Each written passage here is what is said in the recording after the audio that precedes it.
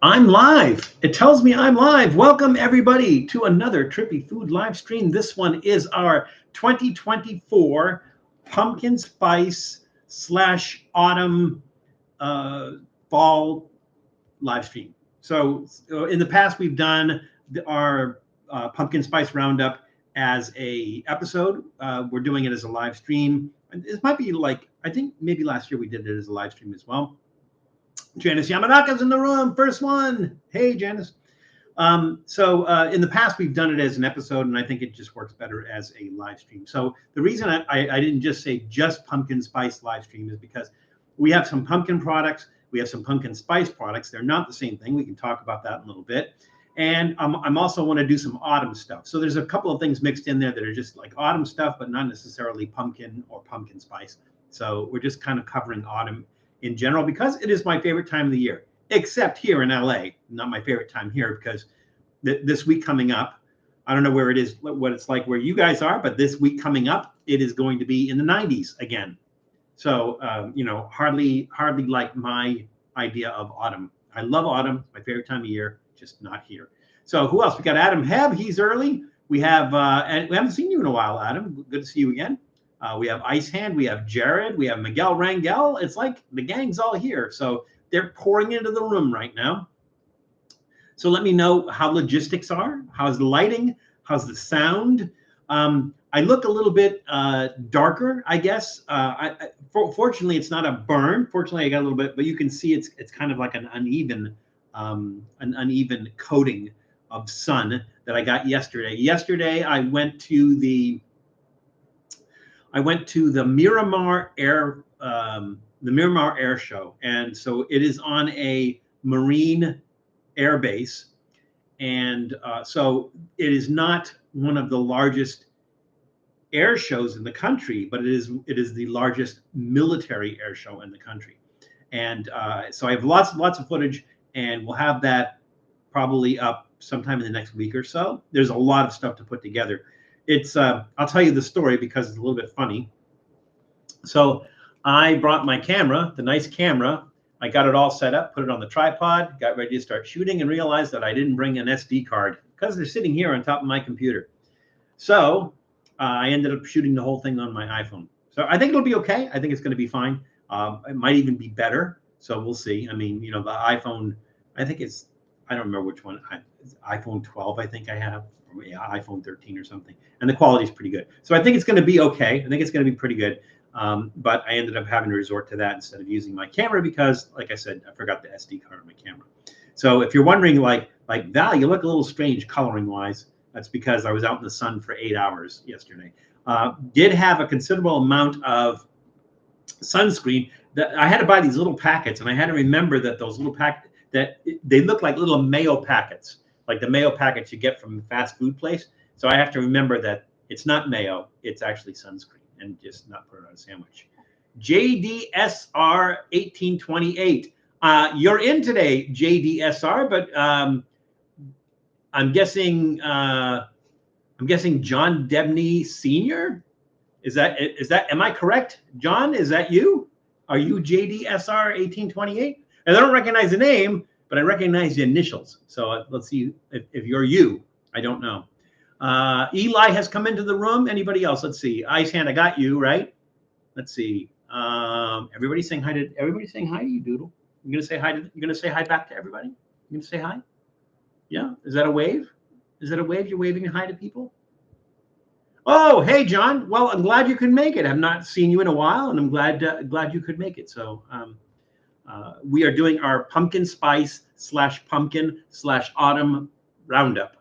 And again, as I mentioned at the beginning, when nobody was on, typically, I think last year was the first year we actually did our pumpkin spice roundup as a live stream, but I'm kind of expanding a little bit to do pumpkin stuff and autumn stuff because, like I said, autumn is my favorite time of the year, except here. Like I said, it's going to be in the 90s next week, so hardly love. Well, I love that you made it, John. I'm glad you were able to join us today. So we have Doodle, the Prince of Dogness here, obviously. So I have something special for Doodle. I think we're going to start off with that. It's not really part of our thing, but we're going to try something here. And because again, this is our whole autumn thing, and he's kind of antsy, so we're going to get started on this, right? So this is Milk-Bone. Milk-Bone is the product line. This is Pup-Kin, not pumpkin, Pup-Kin Spice dog biscuits.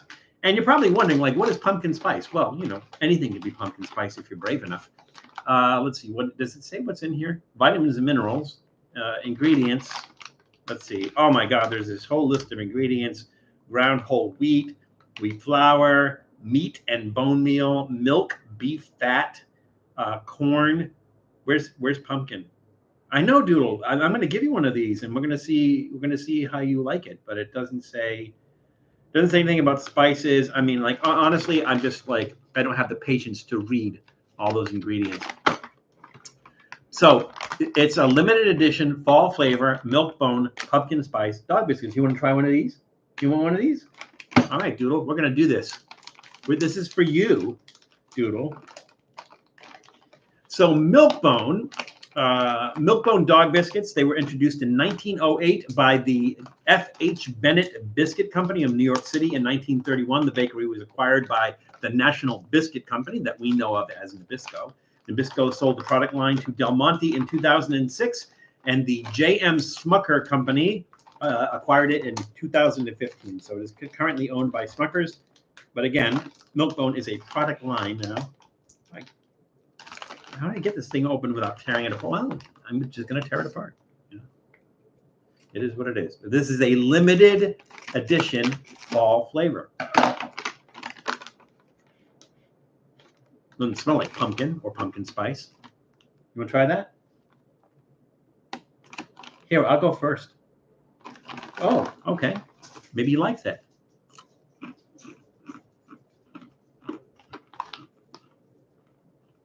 It tastes much different than a regular Milk-Bone. I'm guessing that they're not anticipating that people who buy these for their dogs are going to try them themselves. Dan Portnier is in the room.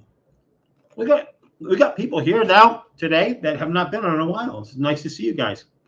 Did I miss anybody? Did I greet everybody properly? After work today, so I'll only be in for a bit. Thank God it's only 110 today. It's going to be October on Tuesday. October. It's going to be in the 90s here in LA next week. Ooh, there was a piece of bone or something. I don't know. I mean, like, hopefully Doodle likes them, but honestly, it just looks like a slight difference.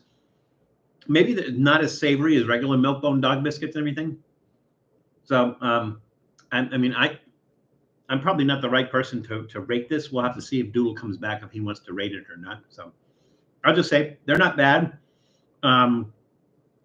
They don't taste quite as meaty as regular Milk-Bone dog biscuits. And again, the reason that they're called Milk-Bone dog biscuits is because they used to have a lot of milk in it. I don't know if they still do have milk in it. Again, I don't know if I feel like reading through this whole thing. Corn maltodextrin, bone phosphate, spices. This is, it says spices. It doesn't say what spices. Malted barley flour, modified cornstarch. It doesn't sound like anything would be bad for you. I don't see anything that says humans don't eat this. But you know, it's all right. Doodle, what did you think? Did you like that? Did you like that, Doodle? Did you eat it, or did you just put it in the other room where I can't see it? You want another one? One more. All right. You got to pace yourself, brother. You want another one? Did you like that? You want another one? No? All right. No, my guess is he hid it in the other room. So looks like people stopped talking. So hopefully, I can never tell when this thing disconnects. Sometimes it's supposed to tell me that it's going to disconnect. So again, we're talking about fall. There's a lot of cool things happening in the fall. Not here, but usually in the fall. Okay, Miguel Rangel's here, so we're good. So one of the things that I love to do, can't do it here, again, is leaf peeping. And the reason I can't do it here, you can't do it here, is because most of those fall colors, I mean, you have things like aspens and other trees, they change color. You get some yellows and stuff. Here, you get the sweet gums change color, and they have a variety of colors, but that doesn't happen until November here. Hey, Tom is in the room. Welcome, Tom. So that doesn't happen until November here, like almost into December, where the sweet gums change color. That's the only real kind of color you get here. And just keep in mind that in the LA area, there are almost none of the trees here are native. So the only native tree is, I think they call it the Washingtonian palm, which is basically that one that has a little sawtooth stuff on the stem of each leaf. And that's really the only native tree here. So when you come to LA and you see all the trees, almost none of them are native. And again, we don't get much color. Now, Tom, you in Colorado, I'm sure you're getting lots of color around this time of the year. Well, actually, maybe not yet, because you're a little bit farther south than New England. And so, in New England, it's maybe like the first or second week in October, which is really peak. So, Tom, are the leaves changing color where you are? Again, I miss that. That is my my favorite time of the year. It gets brisk. You go out to all the little the little shacks and get fudge and apple cider and cider donuts, etc. But again, can't do that here. So we just got home from looking at the colors. Oh, peak season. We took about 300 pictures today. Nice. I really missed that. I really missed that. So. When I lived in Austin, Texas, I mean, especially missed that in Austin, Texas. But there is a place called Lost Maples, not Los Maples, Lost, Lost Maples. It's west of Austin. And I think it's like a couple of hours to get to it, west of Austin. I don't remember the name of the town where it is, but because of it has a unique ecosystem because of the terrain. So it kind of goes down into a valley where it gets cooler. It's surrounded by rocks, and for some reason, it is the perfect ecosystem for maples to grow. Maples are the ones that really change a lot of color. When I lived in Portland, Oregon, we get a lot of color there because they have maples, which are not native to Portland, Oregon. A lot of them were imported. Oregon, specifically Portland, Oregon, was founded by two people from New England, one person from Portland, Maine, one person from Boston. And the reason that it got called Portland is because they did a coin toss to see if it was going to be called Portland or Boston. Obviously, the guy from Portland won.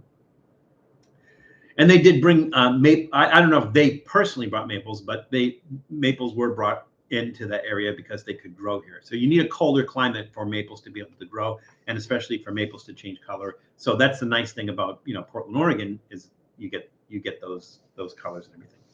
So in New England every year, and I'm guessing that some of the other northern states as well, they do this, is it is a pastime where people, tourists, will book months and months and months, or if even a year in advance, to be able to come and see the fall foliage and be able to go up through like New Hampshire and Vermont and even Maine, or into Quebec, to be able to see the fall foliage.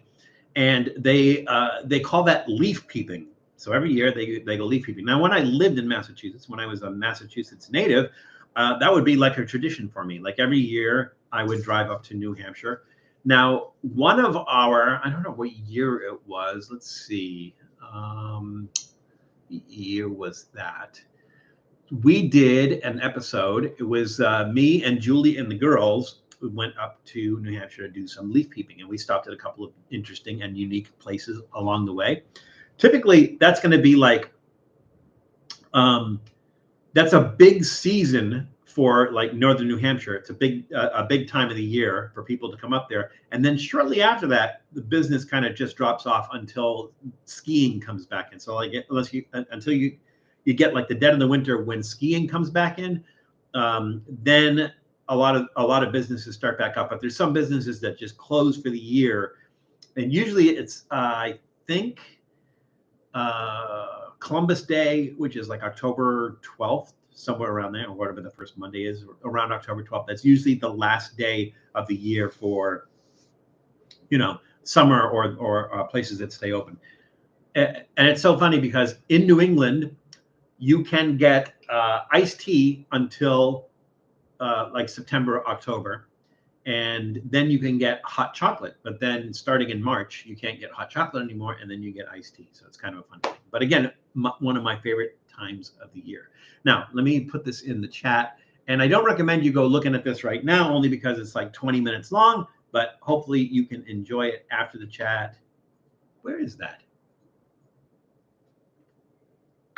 Why can't I copy that? There we go. All right. So sometime after the chat, just take a look at that. It's about 20 minutes long, and it just kind of gives you an idea of, the whole leaf peeping thing, going up to New Hampshire, checking out the foliage and stuff like that. And it's a lot of fun. So definitely check that out. Did that come out in the chat? Yeah, it's in the chat. Okay. Don't forget Plymouth Rock Fest. Eli, Julie and I filmed a road trip to Plymouth Rock, to the majesty and dramatic importance of Plymouth Rock, and what an amazing place it was. We did film that.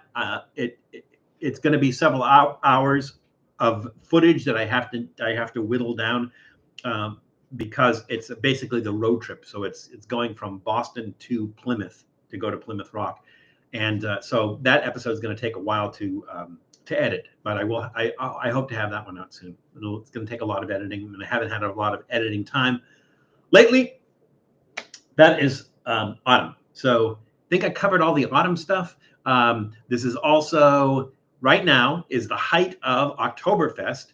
And most people think Oktoberfest is like towards the end of October, like around Halloween, stuff like that, and everything. Is actually, it ends at the beginning of October, and most of it is like mid to late September. So the history behind Oktoberfest, it's actually a pretty old thing.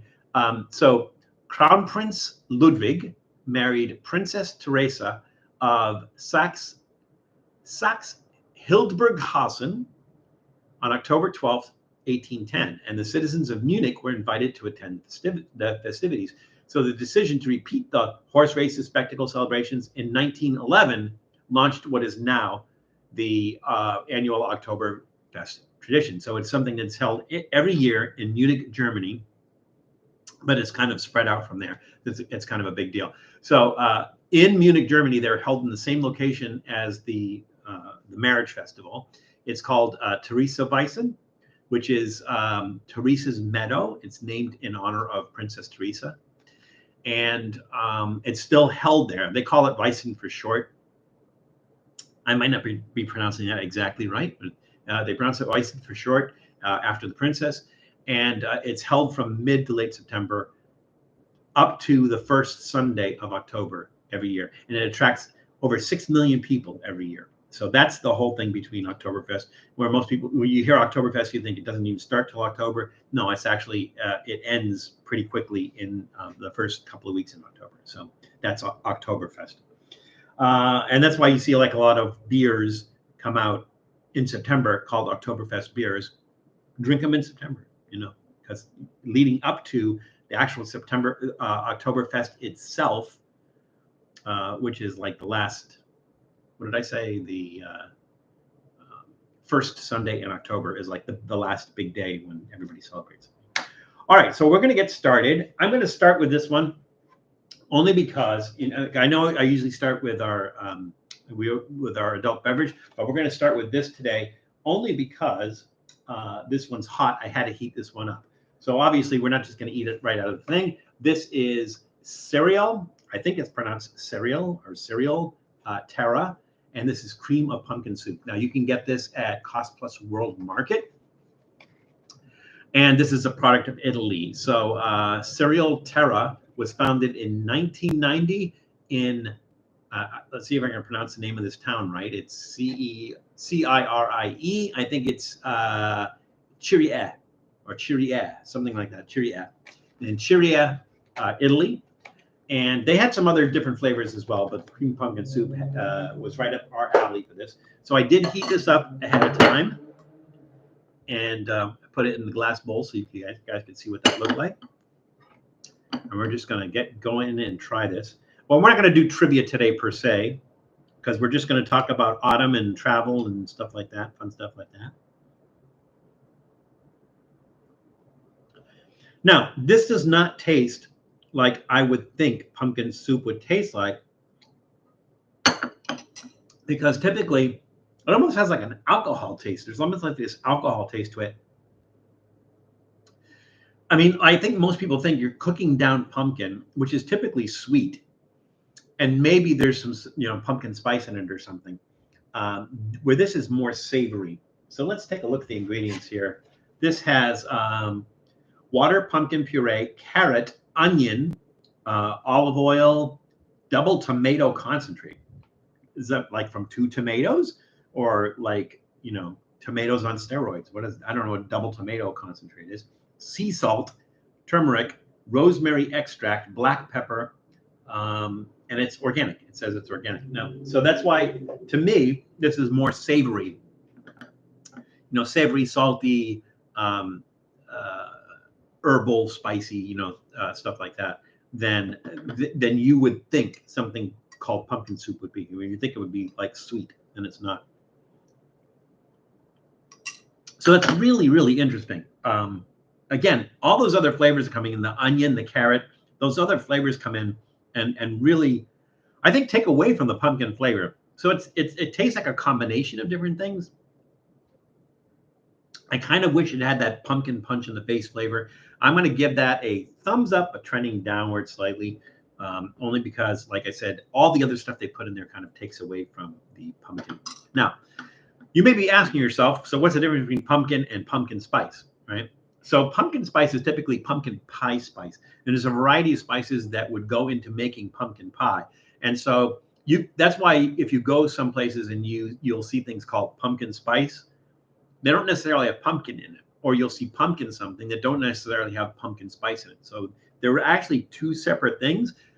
Pumpkin pie has both pumpkin in it and pumpkin spice in it. But that's the difference, is that things called pumpkin spice, they have a particular variety of spices in it that are used for pumpkin pie, whereas something called pumpkin, that's why we put these here. So you can make anything pumpkin, but if you want to, just take your pumpkin, cook your pumpkin down, and then puree it, and you can use it for just about anything. I mean, honestly, make soup, right? Make pastries and breads and stuff like that with pumpkin, right?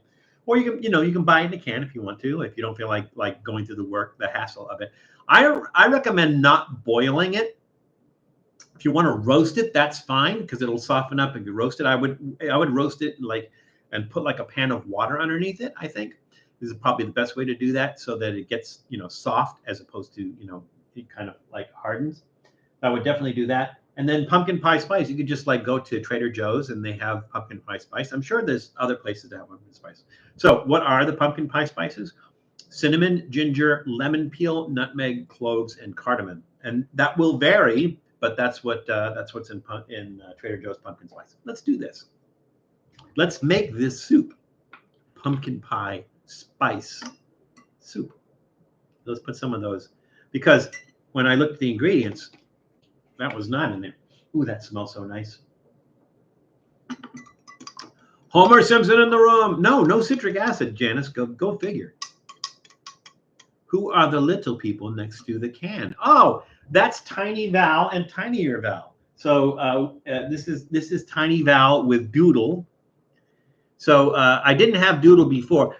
This figurine himself is from Archie McPhee in Seattle. So we made a trip up to Archie. We made several trips up to Archie McPhee in Seattle. And on one trip to Archie McPhee, there was a bin of these little figurines of these little people. This one, and I said, "Oh my God, that looks like me." So it already had the gray hair. The only thing it didn't have was like my clothes. So I think it had like a pink shirt and brown pants. So I just had to paint those to make it look like my clothing. And then I don't remember if it was Haley or Chloe gave me this little Doodle, and it was just the perfect size for Tiny Val, so I kind of glued him on there. So that is the Archie McPhee version of Tiny Val with Doodle. And I'm not sure where the Doodle comes from, but they gave me the little Doodle and they put him on. Now this one This is a 3D printed Tiny Val, and it was 3D printed by Julie, who gave this to me as a gift one time. So he has a cup of coffee in one hand. He has his Merce, his gray Merce, which has since been retired. He has his gray Merce on, and he is holding a turkey leg over his head. The only thing was that when I had him like this, he looked like he was going to like hit Tinier Val over the head with the chicken leg. But that's who those people are. There's Tiny Val and Tinier Val. I think we actually have a couple of episodes where Tiny Val is in it. So Tiny Val, he sounds a little bit like Joe Pesci, but I'm trying to remember which episodes we have Tiny Val in. But we do have Tiny Val is in several episodes. Tiny Val is in one of our 4th of July episodes because we are doing a tiny barbecue. So we were doing a tiny barbecue with Tiny Val.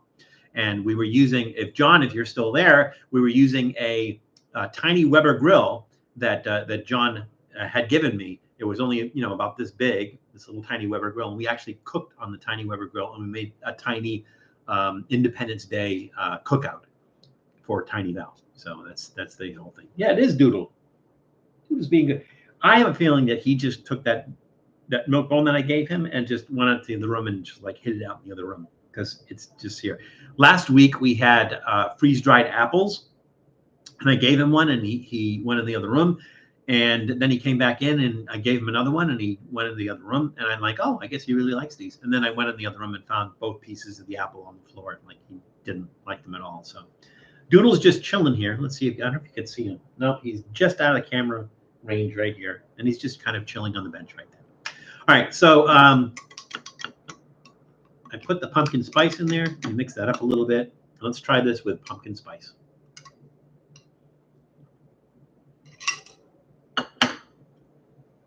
Yeah, that's nice. That's nice. Nicer.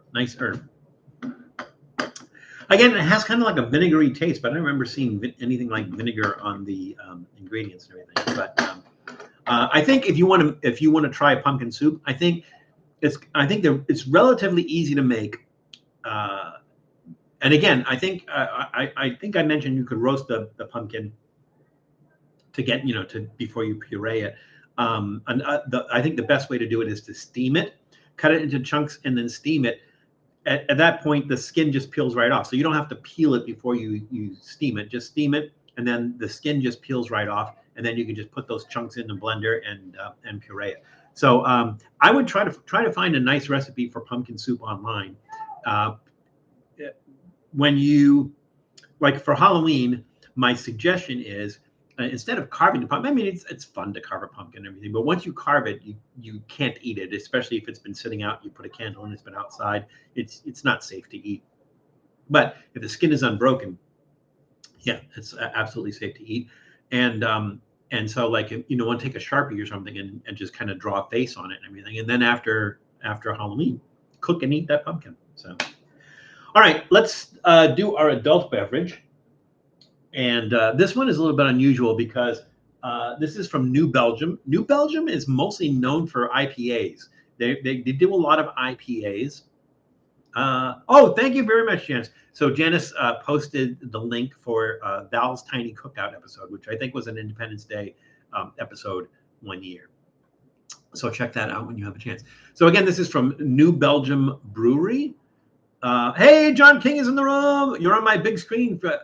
So we have Tiny Val on the big screen. That's kind of cool. So again, this is from New Belgium Brewing, and New Belgium Brewing was founded in 1991 by Kim Jordan and Jeff Lebsch in Fort Collins, Colorado. So they had done this bicycle trip through Belgium and had tried a bunch of different Belgian ales and decided they wanted to do it themselves. So their first beer was Fat Tire Amber Ale, which is a very, very popular beer, the Fat Tire Amber Ale. But they're mostly known for like IPAs, especially this product line, which is the this one is, what is it? Voodoo Ranger. I think it's Voodoo Ranger. That's this guy right here, Voodoo Ranger. And Voodoo Ranger is typically IPAs. But this one is not. This is Atomic Pumpkin. It says Atomic Pumpkin Spicy Release. It says Special Release, but then it says Spicy Release. So Special Release is crossed off. Let's see. Does it have any ingredients in it? It just says ale brewed with pumpkin, cinnamon, and chilies. So this is a perfect like pumpkin and pumpkin spice kind of beer. So that's why we decided we would go with this one today. All right, let's just get into it.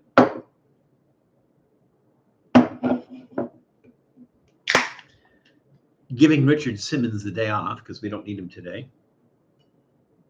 I hate pouring from a can. But this isn't too bad. Where is Julie? No Julie today. It's a nice color. Nice pumpkin-y color. We have our nucleation happening. Thank you, Janice, for reminding me over a period of time. And now I got it.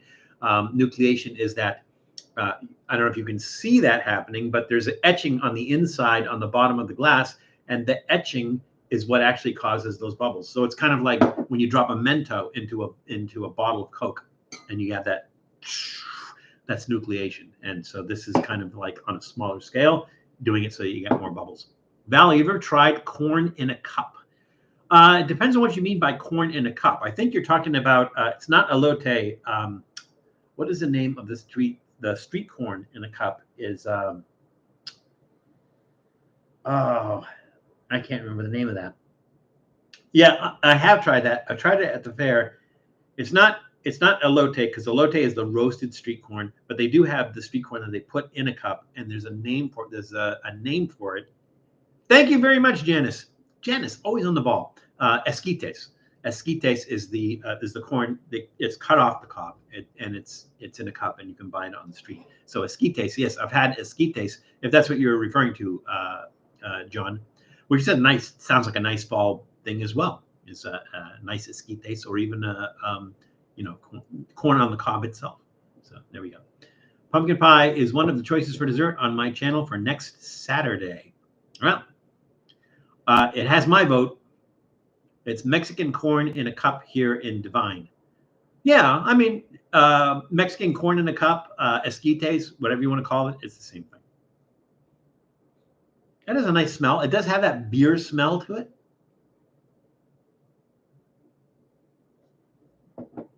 Now, typically, it's hard to find a good chili beer, a beer with chilies in it. Like, there's one I tried, I think it was I want to say it was Cave Creek, was not good. It was like they just dropped a jalapeno in the bottle, and the beer itself tasted like Corona with a jalapeno in it. It was not good. Well, this is interesting. So this has a higher ABV. It's a 6.4. You know, your average is going to be about a 5. This is a 6.4, and you can tell because you actually get more of that alcohol bite, that alcohol burn in here. It's a little bit creamy, definitely spicy. It definitely has that heat, that burn, but it's not crazy. It's not crazy hot. Shipyard Pumpkinhead. I have not tried that. I will try that. We've done some different beers. I think, what was it, Yeti? I'm trying to remember who makes the Yeti pumpkin ale.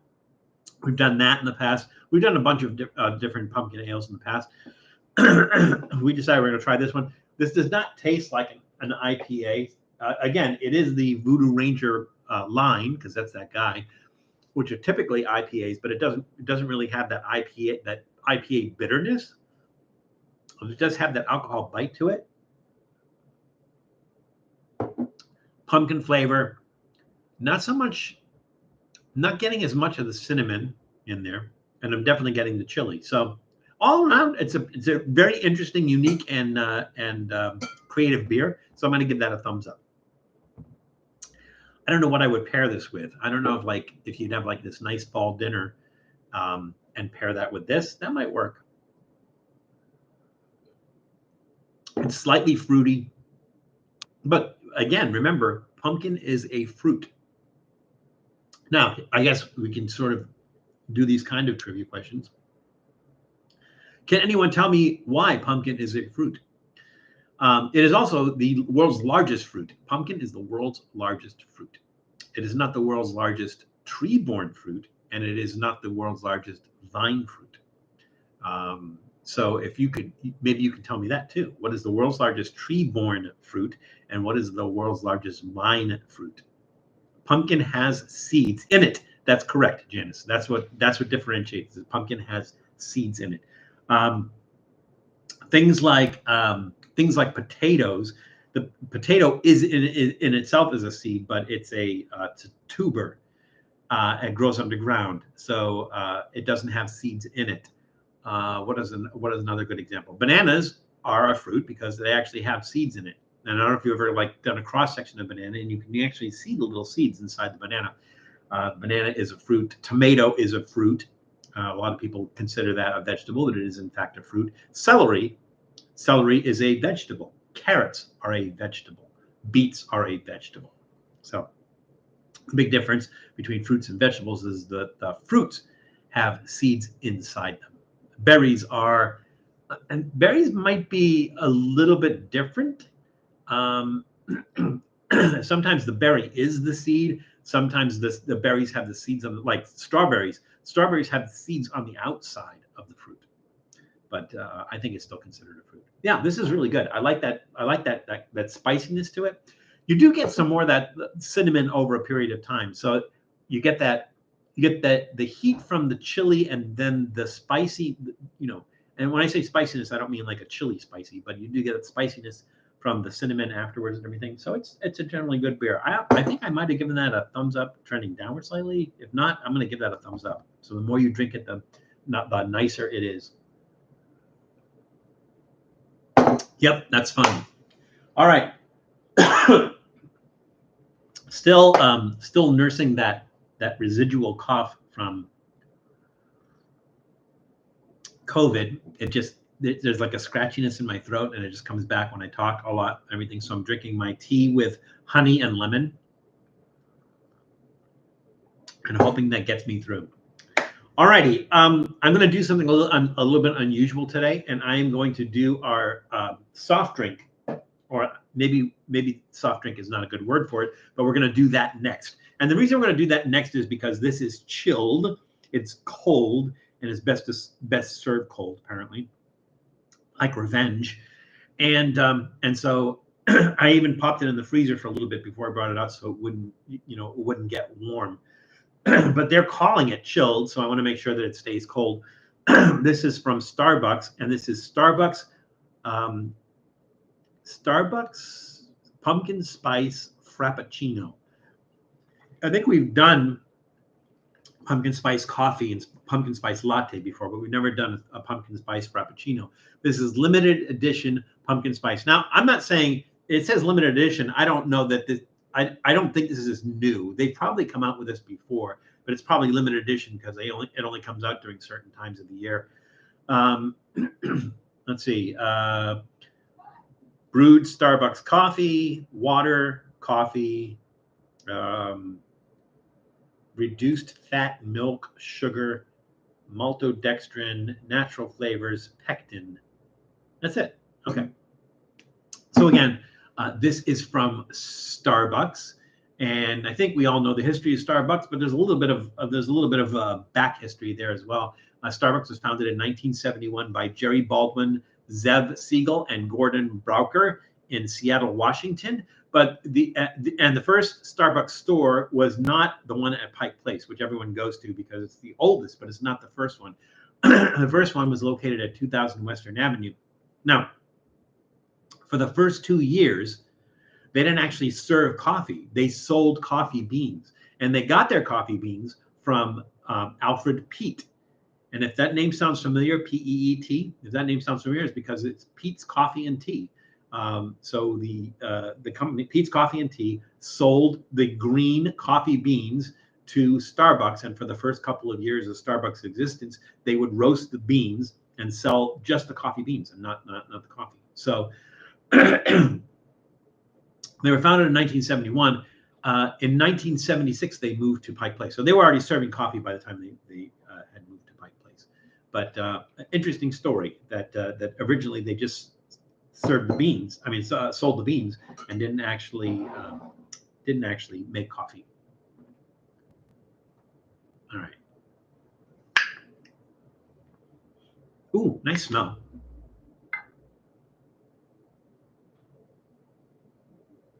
And again, this is pumpkin spice, so there's no pumpkin in it.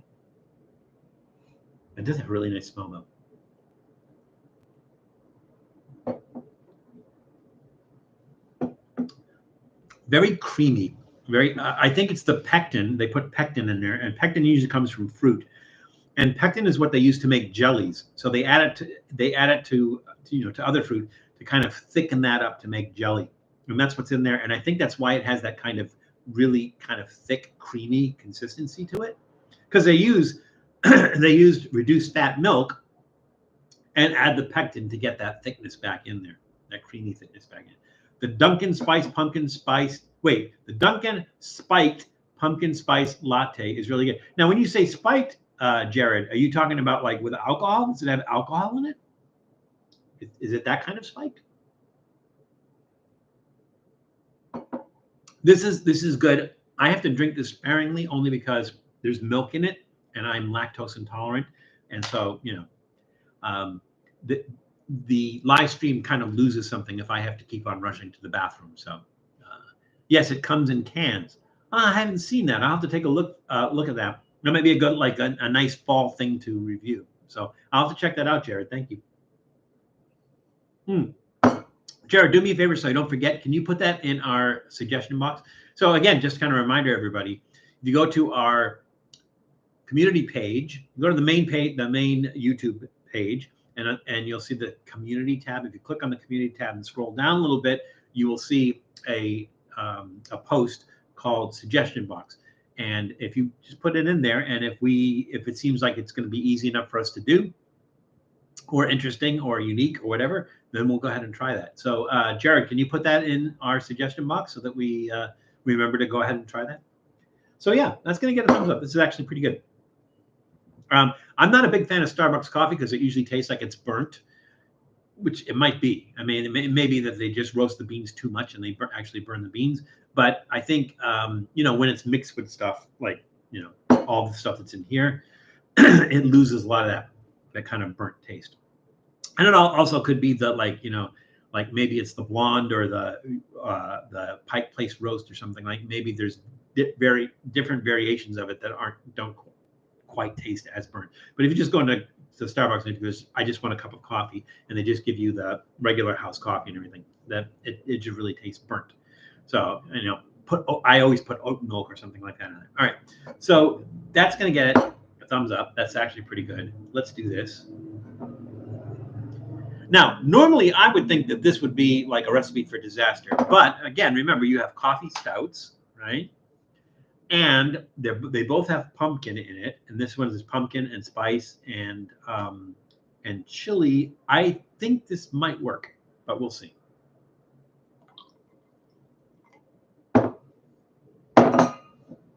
All bets are off. Now, it doesn't really have that beer smell kind of goes away a little bit. I would think that the alcohol in the beer would curdle the milk, but it's not. Well, it is starting to. That's not bad. It's not bad at all. That really tames that kind of that beer bite. It really tames the beer bite. It brings out the flavor of the pumpkin. The spice, though, gets a little. And talking about the chili, the heat gets a little bit muted, though. So don't get as much as of the chili in there. So you're getting the pumpkin spices, getting the cinnamon. You're gonna get that cinnamon. Like I don't know if you've ever taken like a little bit of cinnamon and put it on your tongue. I don't mean the cinnamon challenge. I highly recommend that you avoid doing the cinnamon challenge because it could be hazardous to your health. But I don't know if you've ever taken like a little bit of cinnamon and put it on your tongue, and it kind of has that kind of effect where it has a little bit of a burn to it, a little bit of a spice burn to it, and then it also has this kind of drying effect, and that becomes really more prominent when you mix the two of these things together. It's not bad, but I don't think I would want to drink a whole glass of this.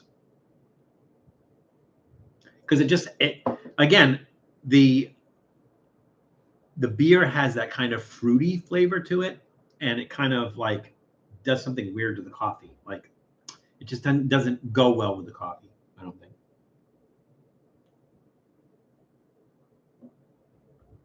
Yeah, it's not bad though. I'm gonna say thumbs up trending downward, or maybe thumbs in the middle trending upward.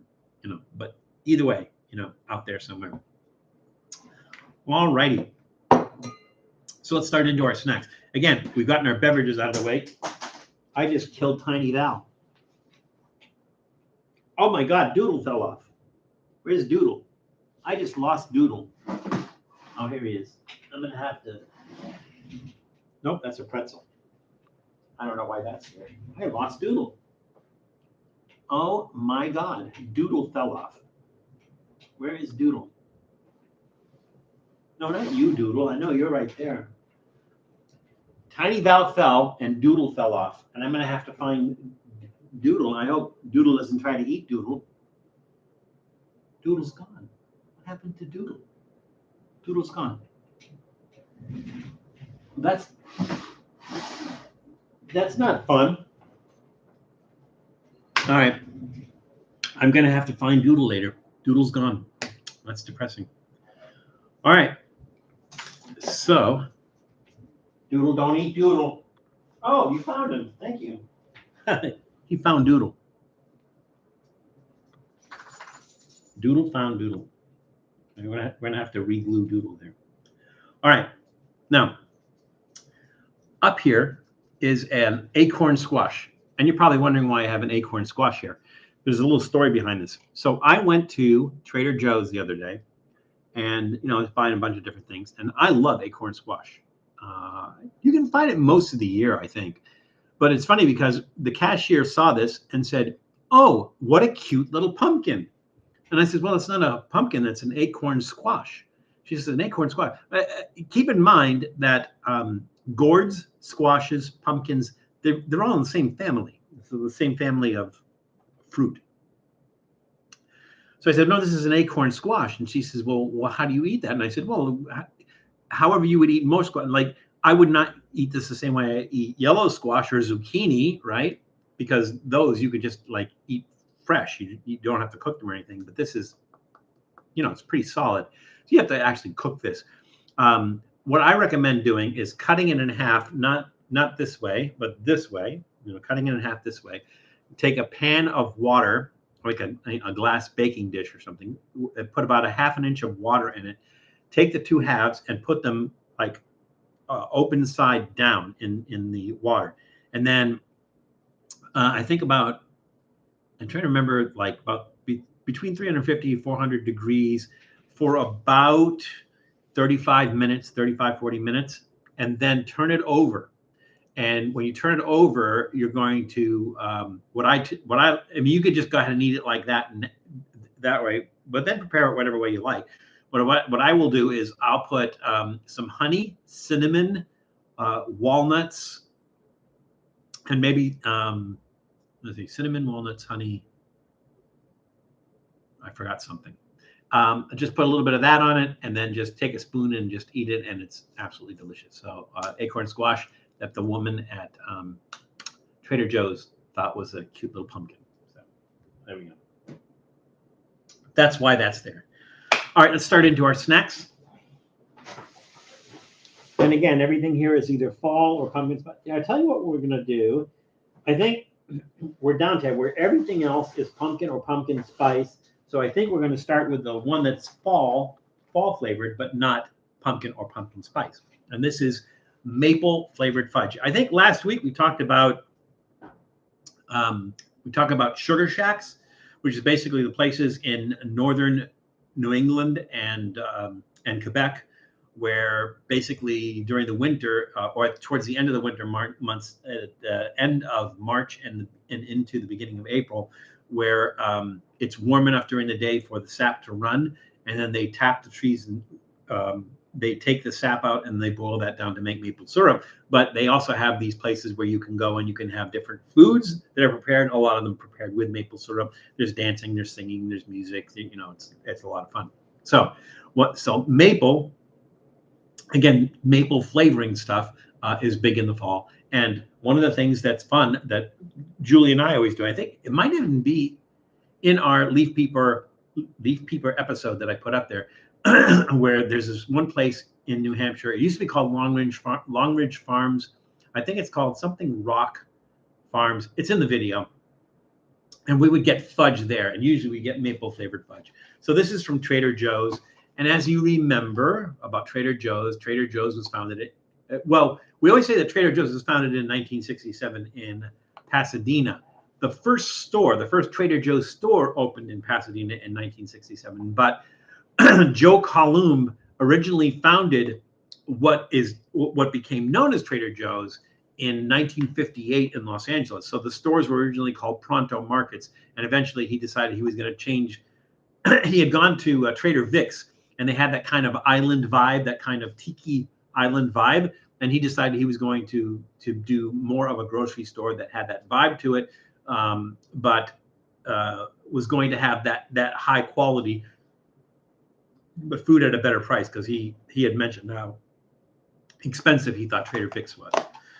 So we're going to try this maple fudge, and again, this is from Trader Joe's. It's made ahead of time. You know, the cool thing is going to go these little shacks, these little stands and stuff on the side of the road and everything, where they're making this from scratch. And you get your fudge, you get your pumpkin, you get your pumpkin bread, cider donuts, apple cider, and everything. And it's just amazing. If you ever had a chance to go to some, I wouldn't say northern, but I would say like New England or maybe the upper Midwest, to go to some of these places and just kind of do a sightseeing trip to see the leaves and everything, and stop at and get the kind of seasonal stuff. It's a lot of fun. I really, really miss that, living here in LA and having grown up in Boston. So I would say that there seems to be a lot more texture to this. So usually like fudge, like freshly made fudge, you can squeeze it like that and it will actually kind of crumble. This one doesn't seem to be doing it.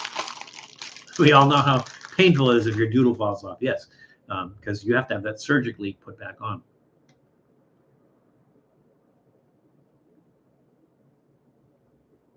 Very sugary, as fudge is.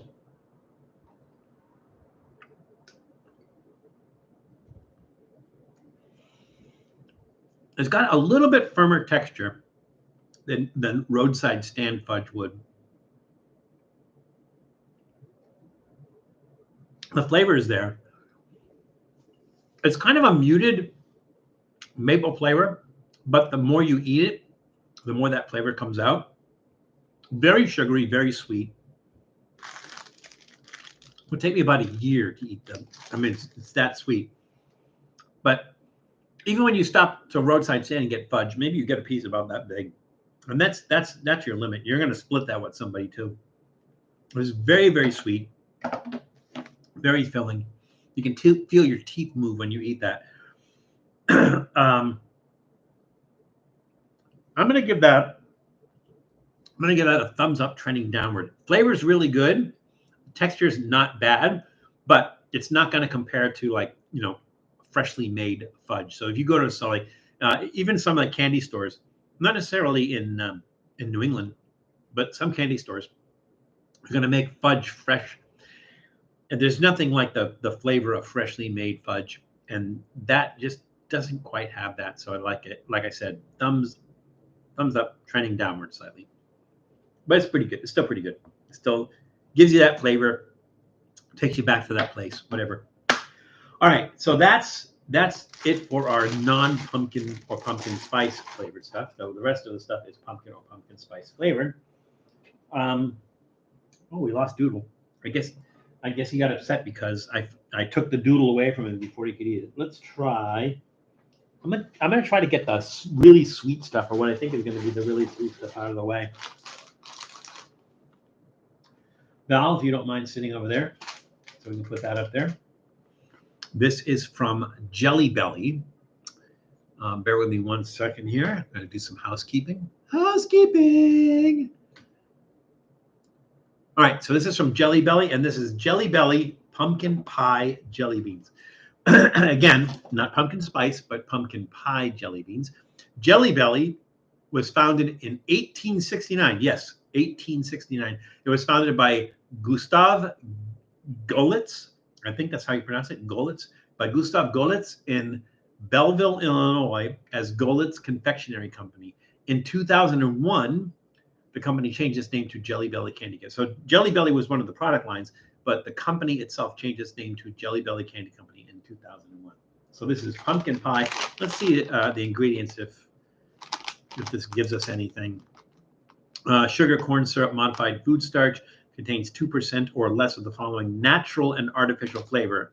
All right, so it's going to have, it's anybody's guess what natural flavor is for pumpkin pie. Like, are they using pumpkin pie spice? Are they using pumpkin? Are they using milk? Whatever else goes into making pumpkin pie. It remains to be seen. Color added, yellow, yada, yada, red, yada, yada. Confectioner's glaze, that's for the outside, beeswax, and carnauba wax. No citric acid. I don't think we have to open that from the bottom. I took the Jelly Belly tour. There, where's the factory located? Does it say here? Fairfield, California. I don't even know where Fairfield, California is. Fairfax. This is Fairfield. One of you is wrong. Fairfield. Fairfield. Where is Fairfield, Tom? I've lived in California almost 20 years. I've been all over it. I've never heard of Fairfield. Where is Fairfield? What's it near? Smell like jelly beans. Oh, the thing about Jelly Belly is name me, I guess this is a trivia question, but we're just throwing them out there. Name me the U.S. president that was fond of jelly beans. U.S. president that was fond of jelly beans in Northern California. Yeah, I've never heard of it. I'm going to have to check that out. Yes, Janice, Reagan. Ronald Reagan was fond of jelly beans. Now, the company who made Jelly Belly was aware that Ronald Reagan loved jelly beans, and so he supplied Ronald Reagan with most of the jelly beans he ate during his term. The funny thing is that Reagan always made a big deal of the fact that he had a jar of jelly beans on his desk. And in the last year of his second term, he switched to M&Ms. So like there was M&Ms on his desk and everything, no longer jelly beans.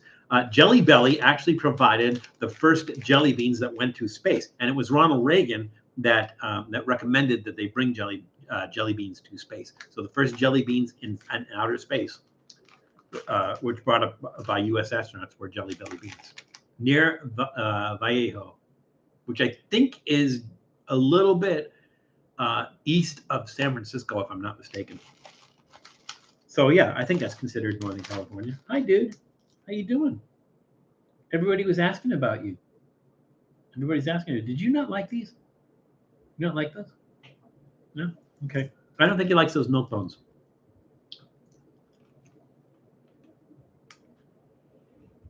Natural and artificial flavors. We have to figure out which. How many of you ever had homemade pumpkin pie? My mom used to make up pumpkin pie. She used to buy the cans of the pumpkin, like the pumpkin puree. She used to make her own pumpkin pie. For some reason, it always tastes like if you buy like a pumpkin pie that's already made, like Marie Callender's pumpkin pie or anything, it always has like emulsifiers and stuff like that to hold it together. It just doesn't. What are you doing with this, Doodle? What are you doing with the? You want to go under the blanket? Do you want to go under the blanket? You know what? Doodle, you're a crazy dog.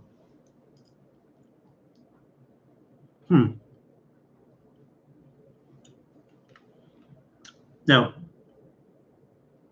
I'm not sure what natural flavors are in here. It doesn't taste like a pumpkin pie. Now, part of it's texture.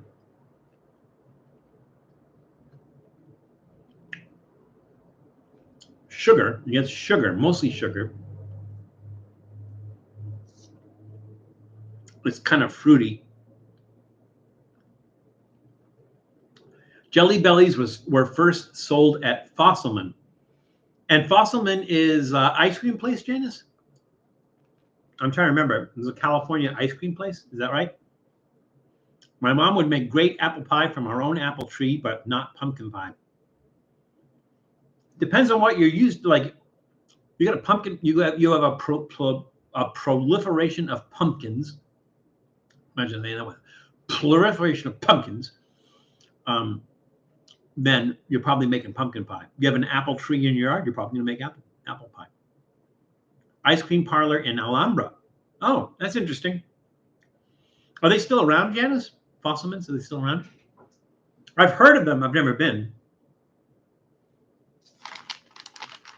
You too, Eli. Eli has to go back to work. Thank you for joining us today, Eli. I don't know. These have more of a fruity flavor. The emphasis seems to be more on the sugar. The texture seems to be off, like when you're thinking about pumpkin pie. I don't know. I'm gonna have to give that one thumbs in the middle. Who's the one on that one? It just maybe has a slight pumpkin pie flavor, or like the essence of pumpkin pie, but it's just not enough of a pumpkin pie kick to be worth it. So that's getting stuck in my teeth. All right, Doodle, if you're not going to eat this, I am.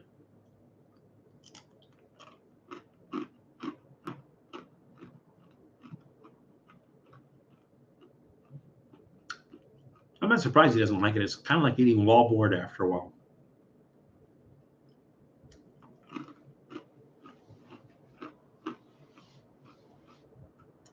It does bring out some of that pumpkin flavor, though.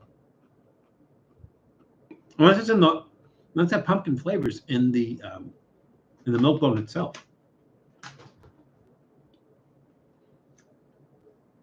So here's a question for you guys. Do you want to see me put the milk bone in the goût mélange? All right. So let's see. Let's do, as long as we're on, man, we got a lot of sweet stuff today. Let's make some room up here. All right. I have never had, but now 7-Eleven does a lot of these snack pies. Every time I go and I see these snack pies, and I just happen to see this one, which is pumpkin cheesecake snack pie. And it looks like, it doesn't look like pumpkin cheesecake per se. So it looks like maybe there's a layer of which finger am I using here? This one? This one. It's backwards. It looks like there's a layer of cheesecake and a layer of maybe pumpkin. Let's see what the ingredients are here. Enriched flour, high fructose corn syrup, water, palm oil, sugar, modified food starch, corn, salt, pumpkin puree, dehydrated pumpkin, sodium propionate, natural flavor. Well, I mean, you got a pumpkin puree. Yeah, it's got natural flavor in it. Sodium benzoate, xanthan gum, barley, malted barley, citric acid. There you are, citric acid, my old friend. Spice blend, annatto powder. I guess that's for the color. Because annatto, again, is, who knows what annatto comes from? A-N-A-T-T-O. Annatto is a, let's put it this way. If you buy chicken in the store, like you go to the grocery store and you buy chicken, and that chicken has a yellow skin, it's because of annatto. And it's because, anybody? Janice? What is annatto? What does annatto come from, and what is it used for? It's used for yellow color, obviously. But what is it? It comes from a tree. No, that is incorrect, Miguel. But thank you for guessing, because nobody else. Well, there's, let's see, 10 people in the room. Right. Anybody? Come on, Janice, you got this one. Annatto. Where does annatto come from? Where does annatto derive from? I said no trivia questions, but we're doing trivia questions anyway. The ground. Another good guess, but also incorrect. Anybody? Bueller. Bueller. Thank you, Ice Hand. Ice Hand got it. It is from the sky. The only thing you're missing, Miguel, is rocks and water. Yes, it comes from marigolds. It's marigold petals. So I don't know how many of you know Purdue chicken. Anybody? Show of hands. Ever heard of Purdue chicken? Purdue is a very, very large company that produces chicken, sort of like Foster Farms or what are some of the other big chicken companies? But Purdue was one of these companies that produced chicken, had chicken farms, and the owner or the founder of the company was Frank Purdue, and Frank Purdue used to do his own commercials, and people thought Frank Purdue looks a little bit like a chicken, and he had this kind of strange Midwestern voice, so he'd say like, "Our chickens are, whatever," and so he used to talk about how they would get the yellow color for his chickens by feeding his chickens marigold petals. So it's the marigold petals have that yellow color and that yellow color flavor stuff. So and that's what annatto comes from. Annatto comes from marigold petals, but he would actually feed the chickens marigold petals so they would have that yellow skin. Because people, just didn't want to go into a grocery store and buy chicken with gray skin, right? All right, so again, this is from 7-Eleven. This is 7 Select, which is the 7-Eleven, one of the house brands of 7-Eleven. They have some new healthy ones, or allegedly healthy ones. Again, 7-Eleven was founded as the Southland Ice Company in 1927 by Joe Thompson in Dallas, Texas. They were called shortly afterwards. They were called Totem Stores from 1928 to 1946 because somebody had come back from, I think it was Alaska, and brought a totem pole and put the totem pole in front of the stores. They called them Totem. Totem like tote bags, but because there was a totem pole in front of it, they called them Totem Stores. And they called that until 1946, at which time the name was changed to 7-Eleven. So we are going to go ahead and try this. I guess it doesn't matter what end we open.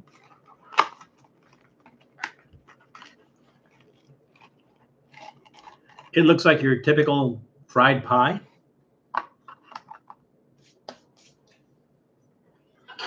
Put it on a plate, dear. It'll taste better. All right, we just lost the box. I'm going to cut into that so we can look to see if the cross-section looks like it did on the box. Now it looks much drier. So there's much more of that crust in there. You do see that kind of cheesecake filling there, and you do see the pumpkin puree around that.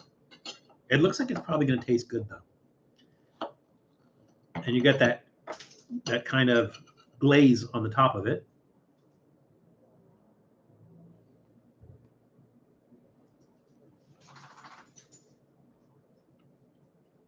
Tastes like what is that? Like the Hostess fruit pie? That the glaze on the outside and the crust tastes like that, like a Hostess pie.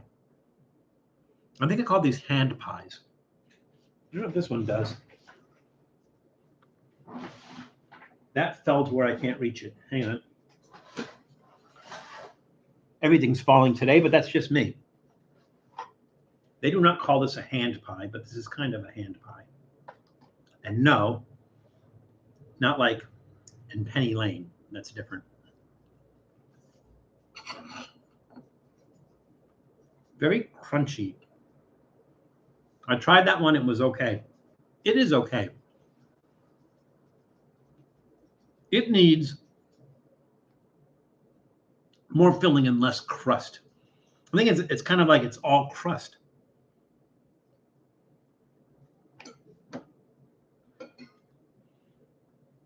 Yeah, I mean, I'm not getting that pumpkin cheesecake flavor and everything because like all I taste is the crust. And there's filling in there. You can see it. You can see the cheesecake. You can see the pumpkin puree. You can see that in there.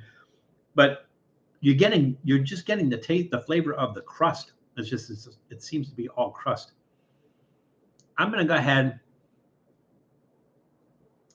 I'm going to give that a thumbs in the middle. I think they need to I don't know if there's a way to make the crust lighter, but they would have to do that. Either make the crust lighter or fill it more. And maybe they don't fill it as much because when they bake the pie or fry the pie or however they make the pie, if they fill it too much, it might, pop or explode or whatever. I don't know. But either way, you're getting too much crust, not enough filling, to actually give you that flavor and everything. So yeah, thumbs in the middle on that one. All righty then. A lot of sweet stuff today, but like nothing that's going to really throw off the goût mélange. Let's put it that way. Let's do these next. I did not bring a toaster in here, so we're not going to toast these. So this is from Pop-Tarts, and Pop-Tarts are made by Kellogg's. Kellogg's was founded by W.K. Kellogg as Battle Creek Toasted Cornflake Company. Yes, they are the ones that invented cornflakes. So as the Battle Creek Toasted Cornflake Company in Battle Creek, Michigan, and this is back in the 1890s, I believe.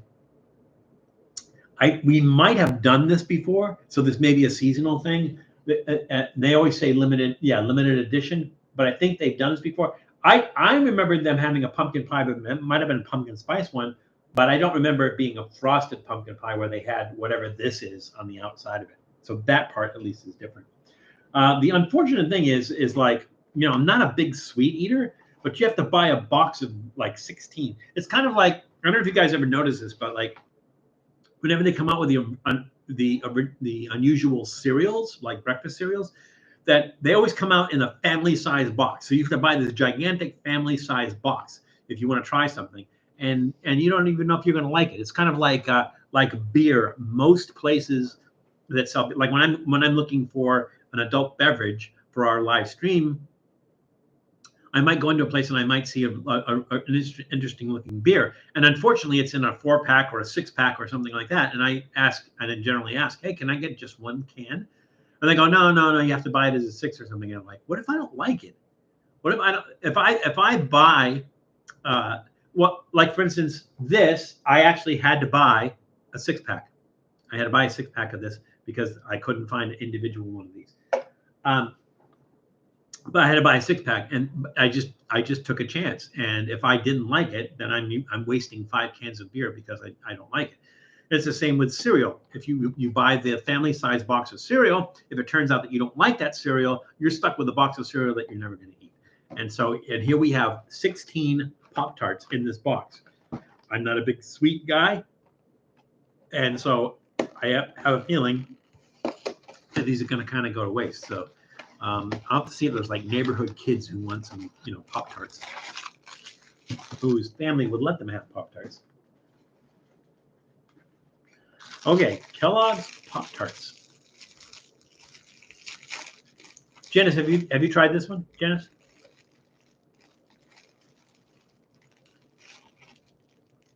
All right, I don't know what the deal is with that frosting. I don't know what those little colors are. Maybe it's supposed to be like fall colors, like maybe they're like chopped up maple leaves.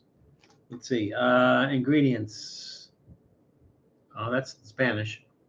Enriched flour, corn syrup, high fructose corn syrup, dextrose, sugar. There's like 4 sugars in here. Let's see, salt, dried pumpkin. Well, that's always a good thing. It actually has pumpkin in it. Leavening, molasses, degerminated yellow corn flour. That's good. I hate when it's germinated because I don't like germs. Gelatin, soy lecithin, cinnamon, yellow corn flour, ginger, nutmeg, cloves, cornstarch. This actually has some promise to it. It actually sounds like it has some decent stuff in it. So, all right, here we go. You had that one before. Okay. If you don't like a 6-pack of beer, you can always give it to Matt.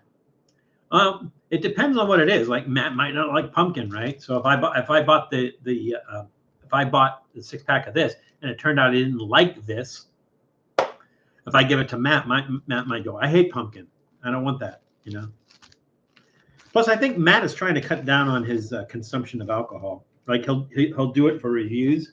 I think he's doing less and less of it, or he's not doing chugs anymore. He's doing less and less of it for the live streams, which is cool. You get to a certain age where you start to be more conscious about your health and the things that you put in your body. All right, I'm seeing some pumpkin filling in there.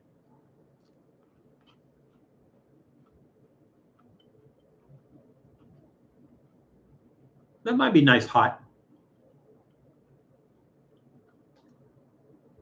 Then again, who eats hot pumpkin pie, right? I know I don't. You eat it when it's been sitting out for a while. When it's like room temperature. That's when you eat pumpkin pie. But I've never eaten like hot pumpkin pie like right out of the oven. I think you have to let it sit anyway. And I've never heated up a piece of pumpkin pie.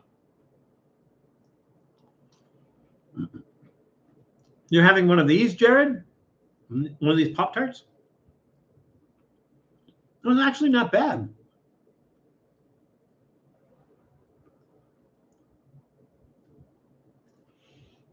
Well, part of the reason that it tastes like pumpkin pie is because of the pastry crust. That pastry crust tastes like pie crust. You do get the pumpkin flavor in there. It's a little bit sweeter than a pumpkin pie. The texture is different because there's like a little bit of crunchiness to it. Not bad at all. The whole box is gone now. It is not bad. It's actually pretty decent. I'm gonna give that a thumbs up. I was gonna give it a thumbs up trending downward because, like I said, the texture is like completely different. But it's not supposed to be. It's not supposed to be like a pumpkin pie experience. It's supposed to taste like it's a Pop-Tart that's supposed to taste like pumpkin pie. And if that's what they were going for, they succeeded, and I'm going to give them a thumbs up. It definitely has a completely different texture than pumpkin pie, but it does have that flavor. Like the frosting on top of it is like typically if you're going to put anything like that on top of a pumpkin pie, you're going to put whipped cream on the top of it, and it definitely doesn't taste like whipped cream, but the flavor is actually pretty good. And it does have like, you do get that pumpkin pie spice in there. You do get the pumpkin flavor in there and everything. So it's actually pretty good. But so I'm gonna say thumbs up because they really did hit the mark on that. I've had some of these Pop-Tarts that I go like, what is it supposed to be? What is it supposed to taste like? It's nothing like that, right? They actually hit the mark on that one. Alrighty, so what are we down? 1, 2, 3, 4 snacks. We're down 4 snacks. We got 4 left. We have plenty of time. We're at 2:17. We've gotten both of our beverages out of the way. I should actually be drinking the tea for my throat.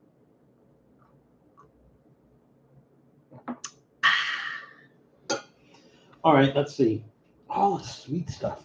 It's all like cookies and pies and stuff. All the sweet stuff. Except for the soup, right? I think. Yeah, other than that, it's all sweet stuff. Let's get this out of the way. How is everybody doing, by the way? I mean, we are now officially into autumn. Was it last week? Last week was first day of autumn. I want to say the 21st of September. Could be wrong. I think it was the 21st of September, first day of autumn. How are you guys enjoying your autumn? Those of you who live in like northern states or other countries where it's a little bit cooler, are you enjoying fall weather? Do you even like the autumn? Some people don't. It's my favorite time of the year, but some people just aren't crazy about autumn. It's like I love to go up to New Hampshire and see the leaves, see the trees changing color and everything. And I have people say, "You like leaves? Why don't you come over to my house and rake my lawn?"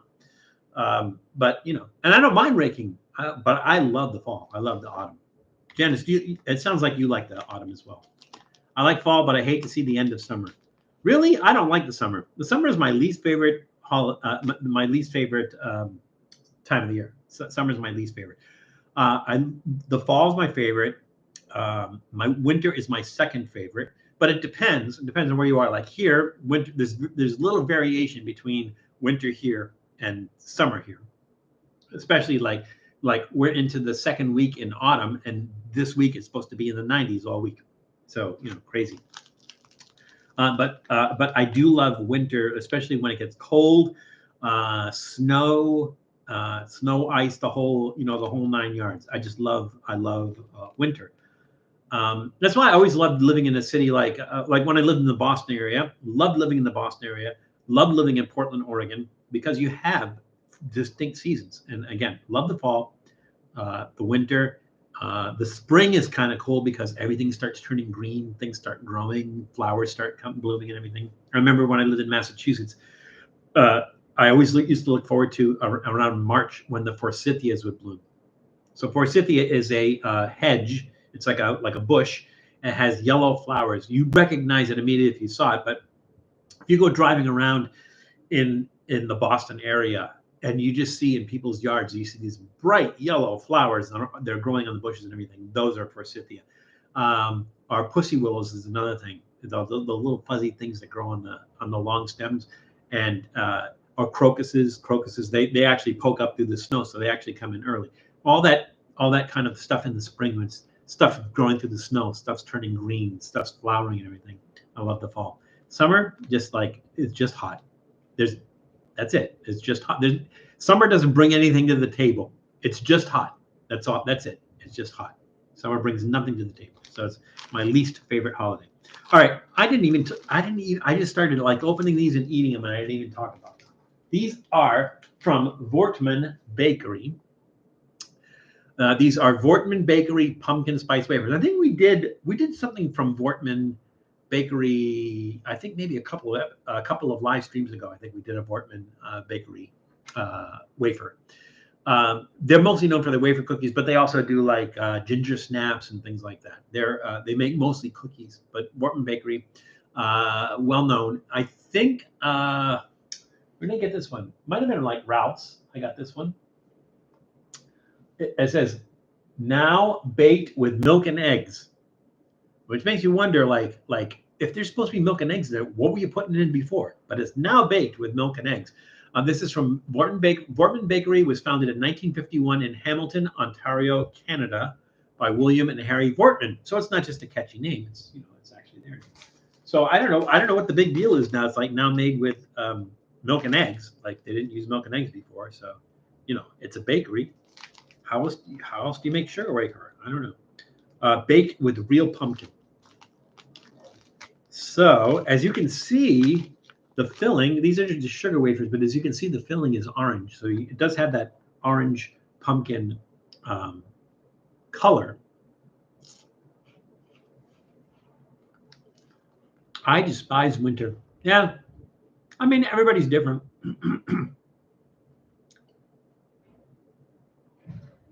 Ooh, that's really interesting. Wow. Oh my God, that definitely that definitely has pumpkin flavor. It's really sweet, but they're sugar wafers. Of course, it's really sweet.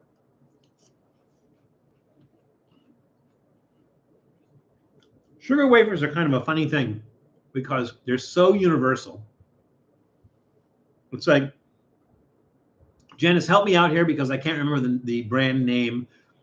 But if you go to like H Mart, they have there's a certain brand.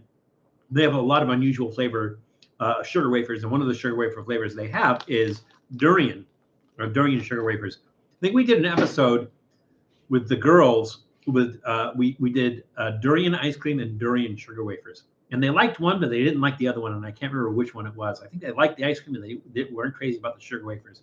I can't remember. But sugar wafers are like if I was to think of a product that had the most variety of flavors, it'd probably be sugar wafers.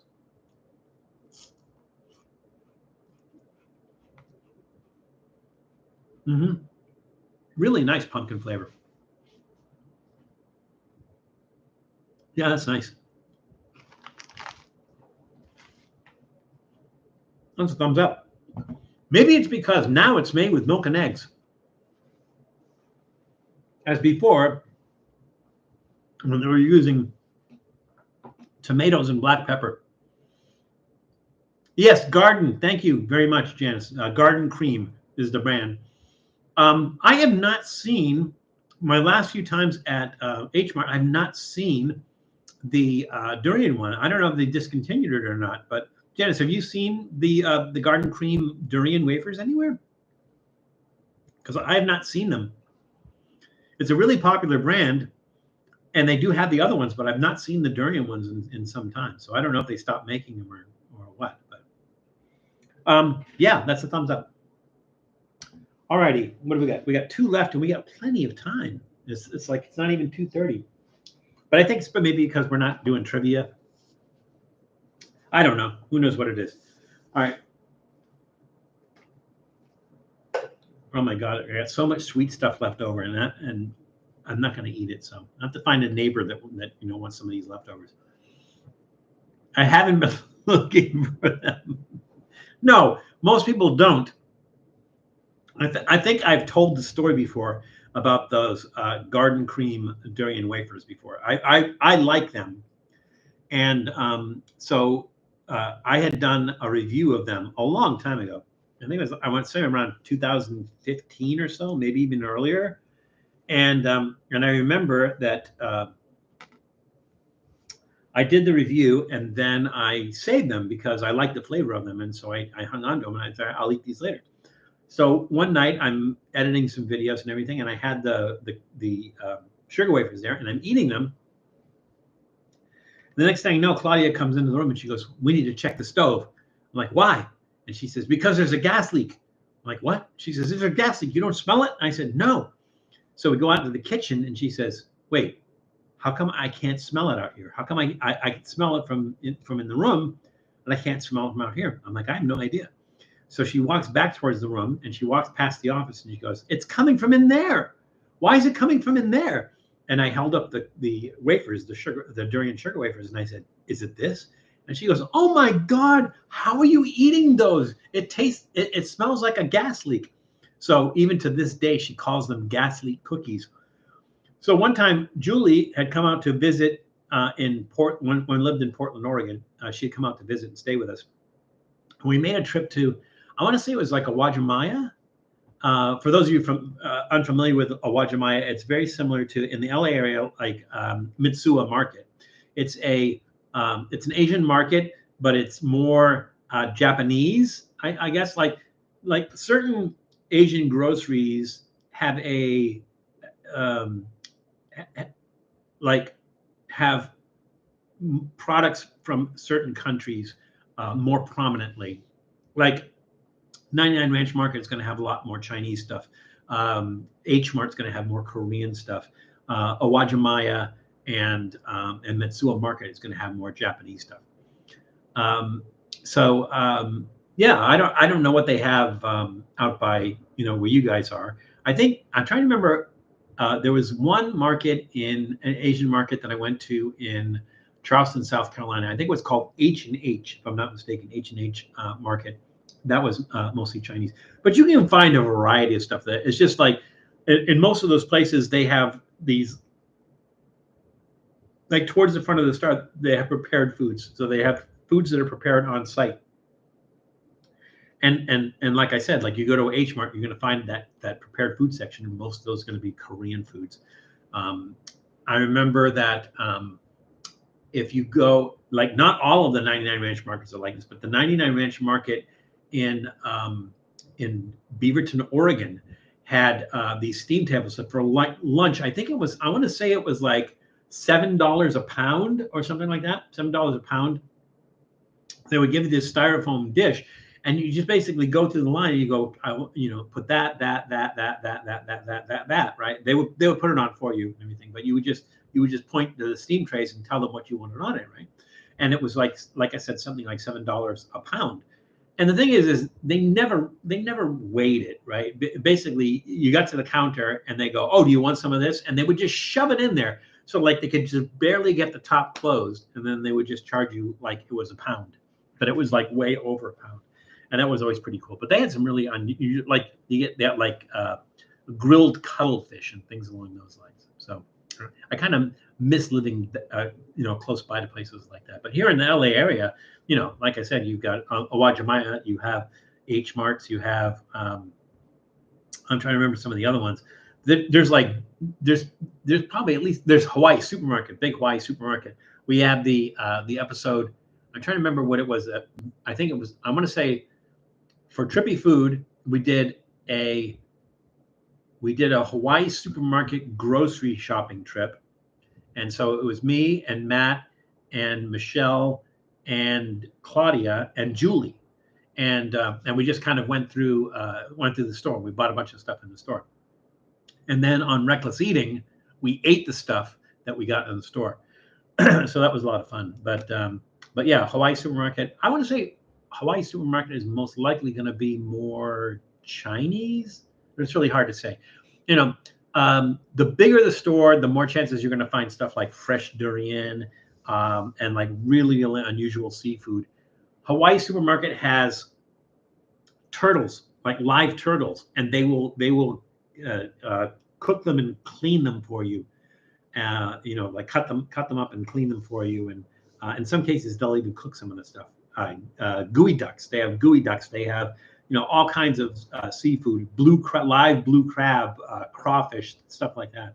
So yeah, if there is an Asian grocery near you, I recommend that you visit your local Asian grocery because you're going to find some really, really unusual stuff, and get out of your comfort zone and try some different stuff. So we got some interesting stuff coming up. There's a lot of interesting stuff coming up. So again, yesterday I did the Miramar Air Show, so we're going to have that coming out.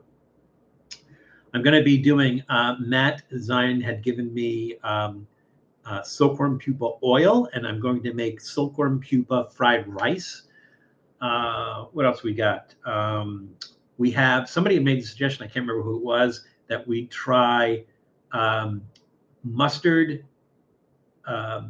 quail eggs, and that's actually, it wasn't like just a hey, why don't you try mustard quail eggs, like it was just a suggestion. It's an actual thing. You can actually buy these.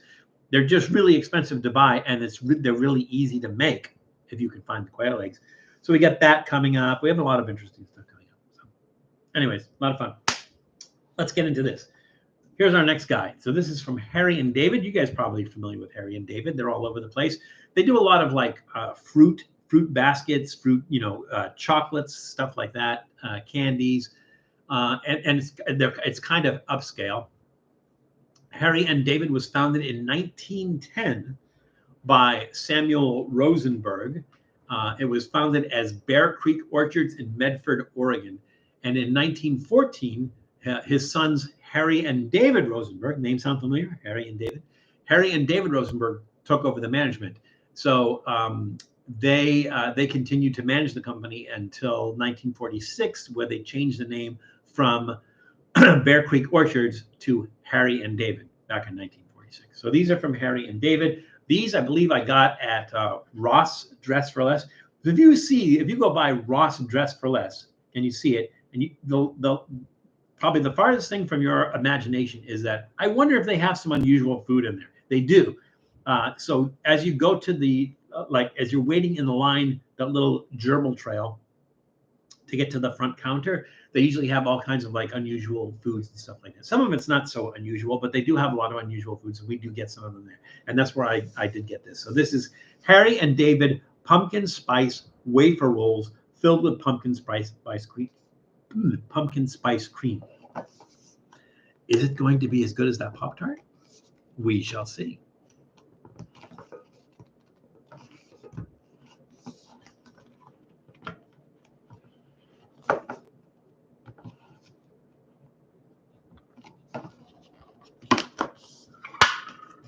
I was worried that I was going to open it up and then the cookies were just going to be there. And I'm like, anybody could open that up, but it's in a sealed pouch.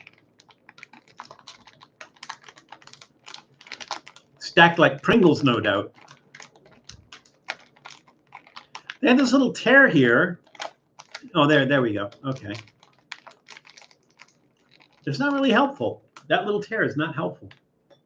I have to get the scissors out.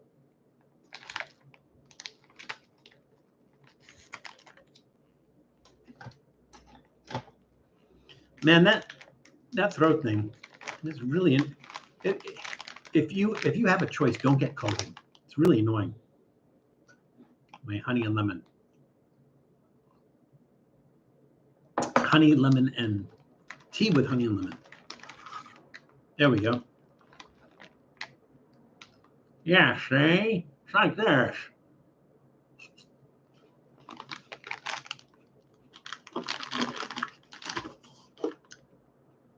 Okay. Filled with pumpkin spice cream. I'm getting more cream than pumpkin spice. Let's see. Does it have pumpkin in it? Unbleached, enriched wheat flour. folic acid, cane sugar, milk powder, dextrose, whey powder, soy lecithin, pumpkin powder. Does have pumpkin in it? Cinnamon powder. Cinnamon powder. Well, I'm sure it doesn't have cinnamon sticks in here. Of course, it has cinnamon powder in it. Cinnamon powder. They just say cinnamon. Salt, beta carotene, nutmeg powder, ginger powder, clove powder. So it has pumpkin. There's pumpkin spice essentially, and it has pumpkin in it.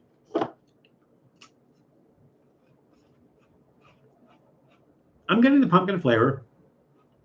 I'm getting the pumpkin spice flavor, but it doesn't taste like a pumpkin pie. It's not supposed to, right? They don't say it's going to taste like a pumpkin pie. It's not supposed to.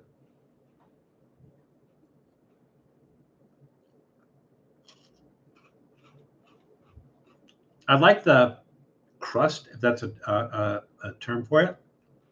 Light and crispy. It's like it's an ice cream cone. It's like an ice cream cone, not a wafer. I think it's a wafer waffle, not like a waffle cone. More like a sugar cone. You know, that really like kind of light, kind of cylindrical shaped ice cream cone, not the pointed one, like that.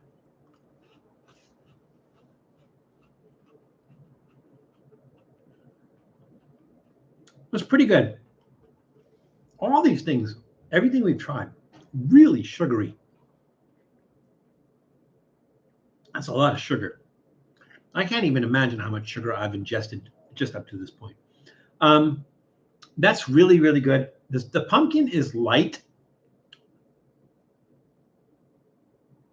I'm gonna say thumbs up, because again, it does say pumpkin spice. It doesn't say pumpkin pie flavor. It doesn't say pumpkin flavor. It says pumpkin spice flavor, and it does deliver on that and everything. So I'm gonna say thumbs up.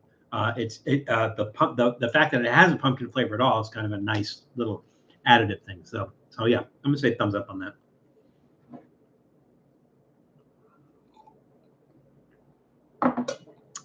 There we go. All right, we have one snack left. How did we get to this point?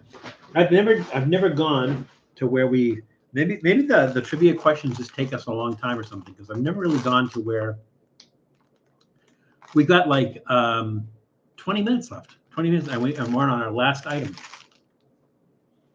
So if there's anything you guys want to talk about, especially stuff having to do with fall or pumpkins or pumpkin spice or the season or something, this is again from Trader Joe's. We're not going to go over the history of Trader Joe's again, but these are also from Trader Joe's. And these are pumpkin spiced Madeleine cookies. They look like Madeleine cookies. They're pumpkin spice. They are orange. Now, usually when something is orange, it says pumpkin spice, but when they're orange, it kind of tells me that they've put pumpkin in it, but it could just be color. Sugar, unbleached flour, let's see, butter, eggs, water, canola oil, natural flavors, pumpkin powder, salt, ground cinnamon, non-fat dry milk, annatto extract. What was annatto extract, everybody? Inert sugar or invert sugar, whatever that is. It's like the inside of sugar, sugar turned inside out. I don't know what invert sugar is. Here's a good trivia question for me. What's invert sugar? Baking powder, ground nutmeg, ground ginger, ground clove. So, pumpkin spice. Everything seems to have what it says it has on it. So, like, I don't know if you've ever gotten something that's supposed to be pumpkin spice or pumpkin pie flavor and everything, and you read the ingredients and like, there's no pumpkin in here, there's no pumpkin spice in here, or there's just cinnamon or something. Maybe it's because we didn't spend 20 minutes talking about maggots today. Yeah, John's here though, right? I thought I saw John come in earlier. 20 minutes talking about maggots. That's funny. Ooh, these are big. I thought they were like layers. They're not. They're like, that's a whole Madeleine right there. But they do have that little bump there. It makes them look bigger in the package. Bet they do that on purpose. It's marketing. Ooh, you get that kind of breath of pumpkin. Oh my God. Oh yeah. Almost like pumpkin bread. Joshua Maxwell, welcome. Never too early to come in. Invert sugar, also known as inverted sugar, or Trimoline is a thick, sweet liquid that's made by breaking down the bonds of table sugar into glucose and fructose. How do you break that down? You just put it under hot lights and you just keep on asking it questions. I know you were there, sugar. Tell us all about it. Yeah, make this easy on yourself, sugar. That's how they break down sugar. We got witnesses, sugar.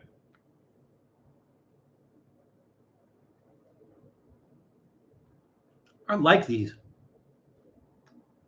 They had that traditional flavor of Madeleine cookies, which are pretty plain, but they also have that like that pumpkin pie flavor. Or like I said, more like a pumpkin bread. I don't know if you ever had pumpkin bread. It's like zucchini bread, you know, made with pumpkin, which is really, really good. This tastes like pumpkin bread. So it's a pumpkin bread flavor, the Madeleine texture. Those are really good. Oh my God. And then the spice comes in. The pumpkin pie spice just like kind of sits on your tongue and stays there. Oh my God. Those are really good. The thing about Madeleines though is that they're always better when you eat them when they're first baked. Much, much better. I think the longer they stay, they kind of break down a little bit. There's almost like a little greasiness to it, a little bit of a greasiness to it. So they're much, much better when they're fresh. But these are really, really good. And this guy got a thumbs up for me. Don't forget the rubber hose. That's right. The rubber hose so it doesn't leave no marks. You can do this the hard way, kid, or the rough way. We're gonna invert you, sugar. All right. So that's it. That's it. I don't have anything else. I can go to the kitchen and try to find some pumpkin pie stuff or pumpkin stuff or fall stuff, but I don't have any. Do I? Maybe I do. Maybe not. I'm not worried about it. We even added an extra thing in. We had the Milk-Bone dog biscuits. Okay, so here's what I'm gonna do. We're gonna do this early. I'm just gonna do the goût mélange early, and then we'll just talk. You know, we'll talk. What's wrong with talking? I have my tea with honey and lemon. I can talk. I should have had maggots. All right, so here's what I'm going to do. I am going to get my bowl. We're going to do goût mélange. So these are just, I guess, leave intact. Isn't that a happy sound? All right, so we have our Madeleine cookie. Let's see how easy these break down. They kind of crumble. Really, there's a pumpkin bread. I mean, the pumpkin pie spice is really, really good on that. It has a pumpkin bread flavor. Really good, really good. I am surprised. I'm not a big fan of sweets. And you saw all the stuff that I had to eat today. And it doesn't really work out in my favor. I'm just going to do one of these because, like, look how much that puts in there. Look at that. Alrighty, let's see, what do we got? I'm going to put one of the milk bones in there. Why not? Well, I know why not. Because it doesn't break down very well. Kind of need a hammer. Oh my God.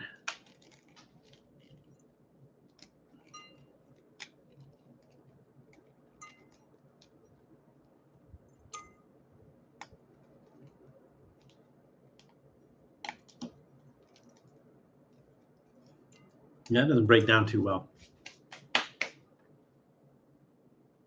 All right, let's see. Our Pop-Tart.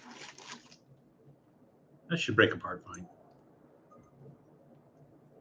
And again, not a big fan of Pop-Tarts because they almost never hit the mark, and that one did.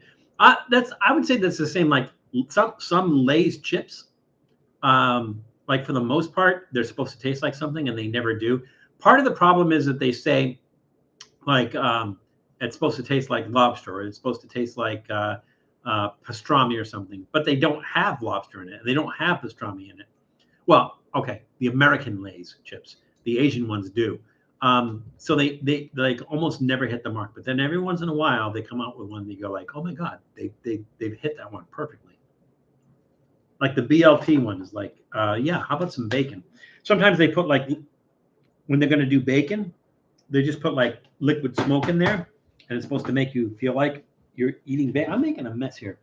It's supposed to feel like you're eating bacon, but it doesn't. All right, so here's our 7 Select Pumpkin Cheesecake Pie that was mostly crust. It was kind of a little bit disappointing.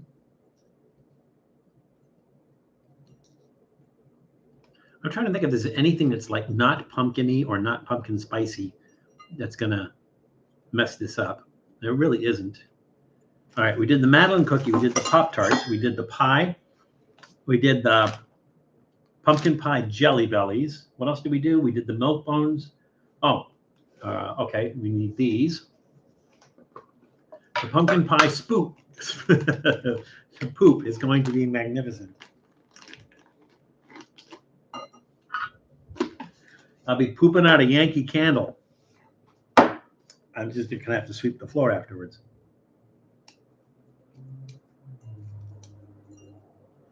I'm guessing that this is just going to taste like, you know, pumpkin spice, pumpkin pie. You know, there's so many similar flavors here that I just don't see where we're really going to get that much of a variation in our goût mélange.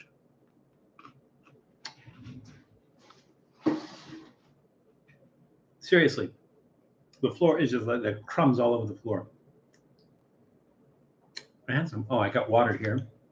I'm going to kind of wash my hands a little bit because they're all sticky. Bacon 420 in the room. Add a few shavings from your favorite pumpkin spice candle. Couldn't be worse. All right. Oh, our maple flavored fudge. Let's see. Do I have some? Yes, I have some napkins here. Dry my hands before I start messing with the fudge. I like. It just came out of my mouth, and I don't like the way it sounded.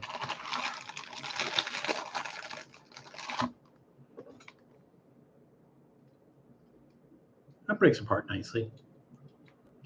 So this is the only thing that's really different because this is not pumpkin pie. It has no pumpkin in it. It has no pumpkin pie spice in it. It's just maple flavored fudge. So I think maybe we're going to detect this a little more because of the difference in flavor. And again, that's going all over the place. Are you making the ultimate pumpkin spice smoothie?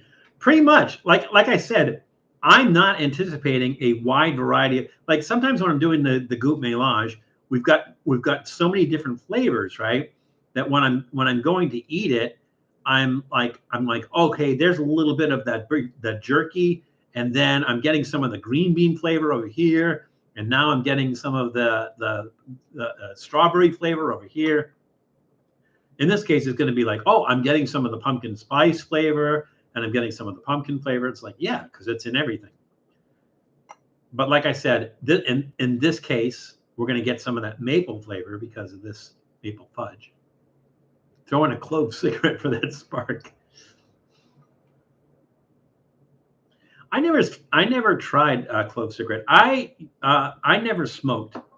When I was 15 years old, my younger brother who did smoke, asked me if I wanted to take a drag out of a cigarette, which I did, and immediately said to him, "How on earth are you getting any kind of pleasure from this? Because all I'm getting is burning lungs and a cough.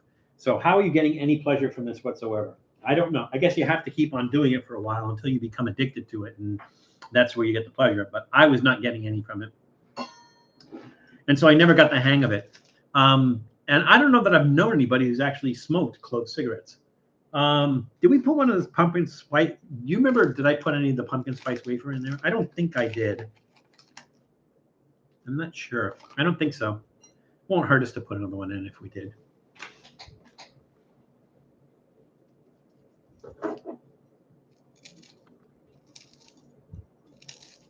Oh, it breaks apart pretty easy. Actually, everything breaks apart real easy, which is why my desk and the floor beneath and my chair are just completely covered in like all kinds of pumpkin spice crumbs. Now, what would be interesting, I think, I'm not much of a baker, but to find something to mix this with and bake it. It's like to make some sort of like cake with all this. Just kind of make it, you know, something that kind of holds it together, blends it together. Maybe not like a smoothie. And then, why is my leg wet? And then bake it, make it into some sort of baked good. Oh, you know, this is going to be fun. So the first thing we tried, remember the pumpkin soup?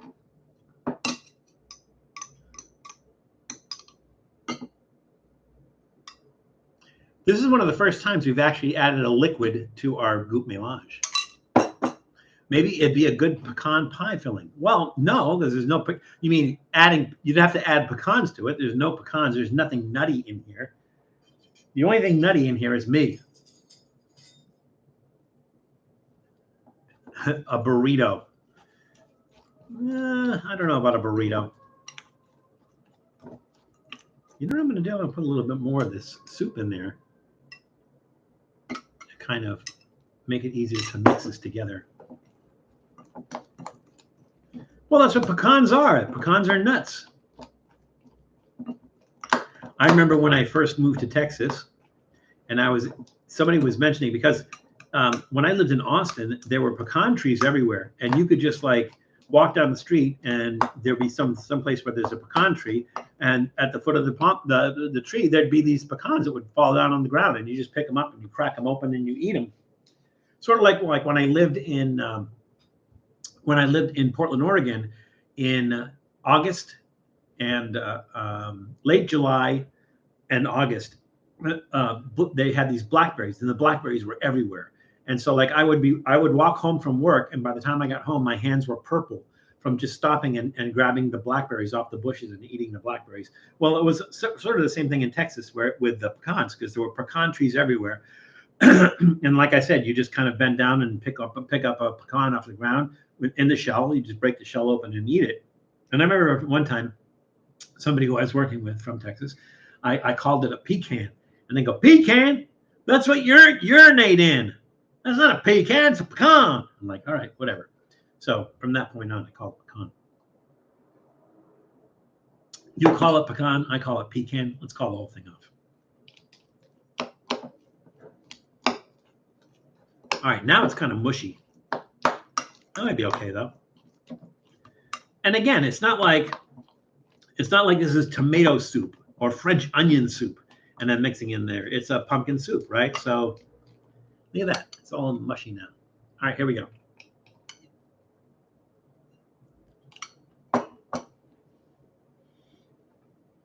The only thing left with texture are the jelly beans. Oh my God. It tastes like pumpkin pie. It tastes like pumpkin pie.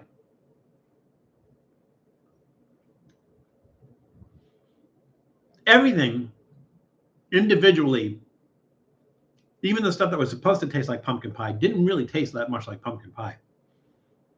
All together, mixed everything together, it tastes like pumpkin pie. I know. Let's add some more pumpkin pie spice to it. Why not? What have we got to lose except our pride?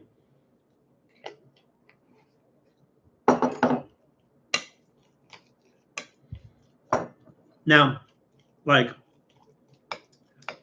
if you have oatmeal, like even instant oatmeal in the morning, sprinkle a little pumpkin pie spice on that. That's always nice. My morning breakfast ritual is I eat oatmeal. It's the instant oatmeal, and it's not like the flavored instant oatmeal. It's not the maple flavored one. There's not a sugar in it. It's just oats, right? So I put that in there, and then from Trader Joe's, I get the bag of the Omega Trail Mix, which is, I think, it's like pecans, pecans, pumpkin seeds. No, not pumpkin seeds. Yeah, pumpkin seeds. Pumpkin seeds, cranberries, a couple of other nuts in there. I add some walnuts to that, I add some raisins to that, blueberries, fresh blueberries, cut up strawberry, put strawberry in there, a sprinkle of cinnamon, and a sprinkle of cayenne pepper. And that's what I have for breakfast every morning. And it's usually pretty good.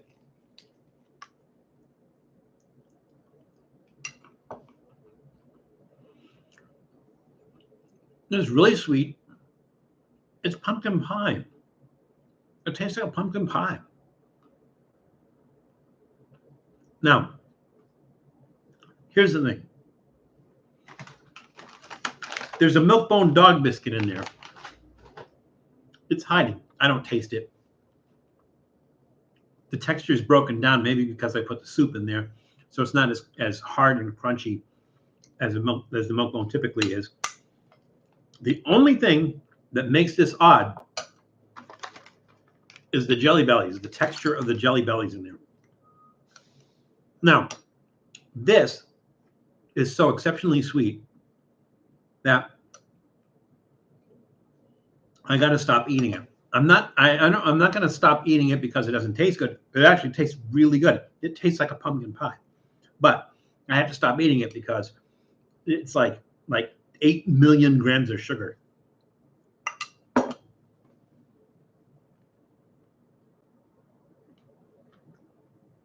My coat will be shiny bacon, but now I have the urge to go out and urinate on a fire hydrant.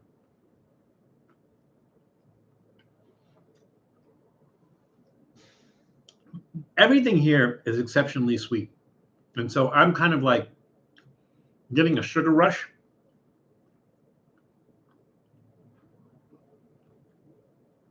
And the thing is, it's easy to eat because it tastes like pumpkin pie. But those jelly beans, there's some chewing involved there. That's a thumbs up. I have to say, this is one of the most consistent. This is one of the most consistent group mélanges that I've done. Now, I do taste the maple fudge. I do taste that maple flavor in there. But again, it's kind of like it just goes along with the pumpkin pie, maple, pumpkin spice. Those are the flavors that I'm getting from there. I'm getting that, that pumpkin pie, almost graham cracker crust kind of flavor, but nothing offensive, nothing unusual and everything. That's actually really, really good. That's the first goût mélange I've had where it's just like a really consistent taste all the way through, and it's a thumbs up. So it's really, really good. Again, I'm not going to eat all that, but I'm not going to eat all that because it's so sweet and there's so much sugar in there that it's like it's going to be sugar overload, and I just can't eat that much sugar.